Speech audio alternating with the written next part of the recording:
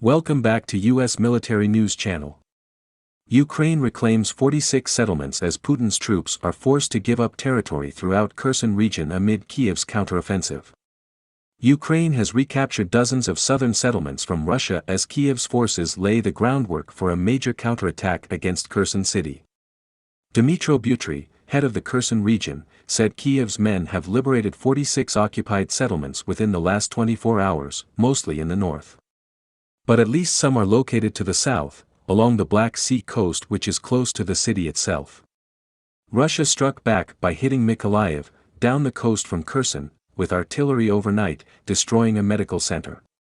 Ukraine has previously boasted that the whole of Kherson, city and region, will be back under its control by September, in what would be a hammer blow for Putin.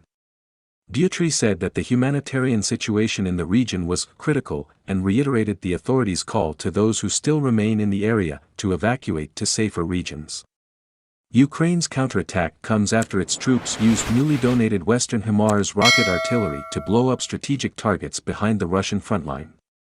In the last several weeks, Kyiv's men have struck ammunition depots and command posts, hampering Russia's ability to unleash terrifying artillery barrages, which has helped them gain ground in the east. They has also taken out high-ranking officers, hampering Russia's ability to fight. Another major move came last week when the Antonovsky Bridge, the main road route connecting Kherson to the rest of Russia's occupied territory, was blown up using missile strikes. A nearby railway bridge and a second road, over the top of the Nova Kakhovka Dam, have also been damaged by rockets. It means Russia has no easy way to reinforce and resupply its troops in Kherson if Ukraine attacks, and no easy way to get troops out if they are defeated. Kyiv's men are now tightening the noose on the city, in the hopes of moving in and retaking it within the coming weeks.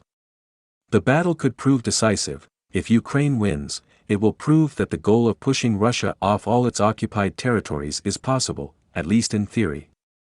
Victory will likely lead to increased military aid and money from the West, and will provide Ukraine with an important morale boost after months on the defensive. Lose, and it become much harder for Western leaders to justify continued support for Ukraine to their own people, particularly as winter approaches and Russia's decision to turn off gas supplies bites. Losing the support of the West would hamstring Ukraine and could force Kyiv to accept an unfavorable peace deal that would freeze the conflict in place, giving Putin the chance to restart it again any time he sees fit. Capturing Kherson was a major propaganda win for the Kremlin, and is the only regional capital that Putin's men have taken in 5 months of fighting. It was seized early in the war, on March 3, as Russian troops spilled out of Crimea and across Ukraine's south.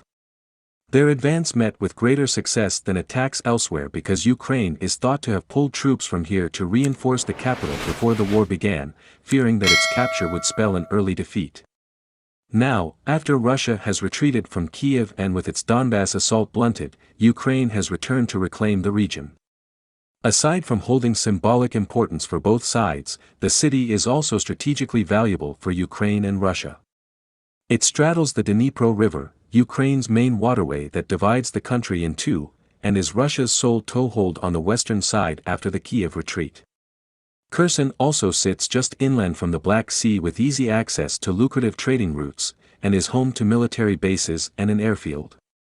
Retaking it would further shield Ukraine's main port city of Odessa from attack, but would also serve as a launching pad for further Ukrainian attacks to the east.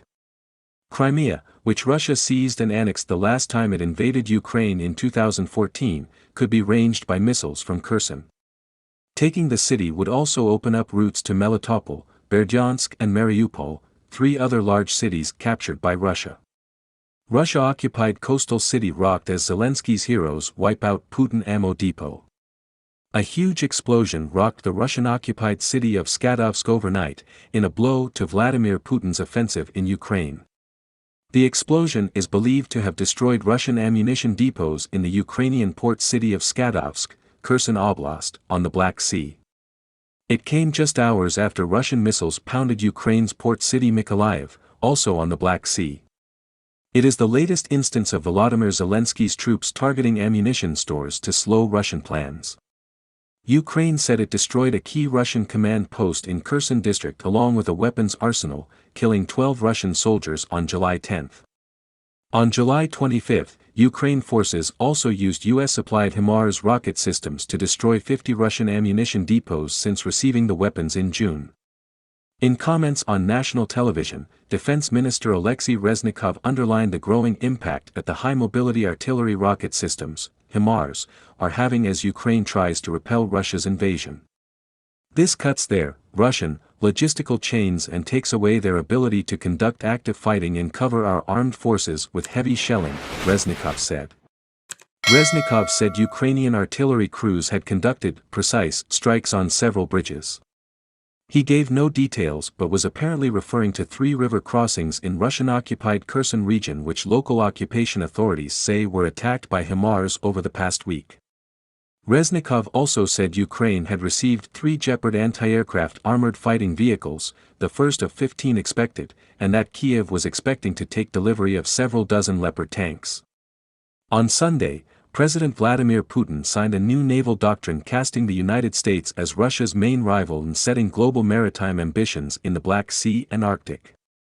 Putin did not mention the conflict in Ukraine during a speech marking Russia's Navy Day, but said the Navy would receive hypersonic Zircon cruise missiles in coming months. The missiles can travel at 9 times the speed of sound, outrunning air defenses. Navy Day celebrations in the port of Sevastopol were disrupted when 5 Russian Navy staff members were injured by an explosion after a suspected drone flew into the courtyard of Russia's Black Sea Fleet, the Crimean port city's governor, Mikhail Razvozayev, told Russian media. Mykolaiv Mayor Alexander Senkovic said more than 12 missile strikes on Sunday, probably the most powerful on the city in 5 months of war, hit homes and schools, with 2 people confirmed killed and 3 wounded. Missile strikes continued into Sunday evening. As fierce fighting between Ukrainian and Russian troops continues in the eastern region of Donetsk, with Moscow failing to make significant advances for weeks, former governor of Luhansk Oblast George Tuka said it's time Kiev launches preventive airstrikes directly onto Russian territory. In an interview with Ukrainian news site Obaz Revital, Tuka said Kiev will not fight to the last Ukrainian, but to the last Russian, saying Ukraine should not limit itself to hit enemy targets within its territory but strike on Russian territory too.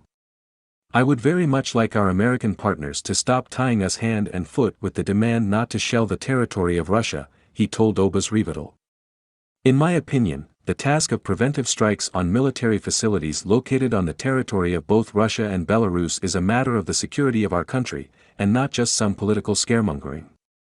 For a long time, both Russia and Belarus deserve to receive certain actions in return. Asked about the diplomatic risks of shelling Russian targets using weapons provided by NATO countries, Tuka said the difference between weapons provided by Western powers and Ukrainian weapons is just a political gimmick. From the moment when any and whose weapons cross the state border of Ukraine, they become Ukrainian. From whom we bought it, how we got it, it does not matter at all.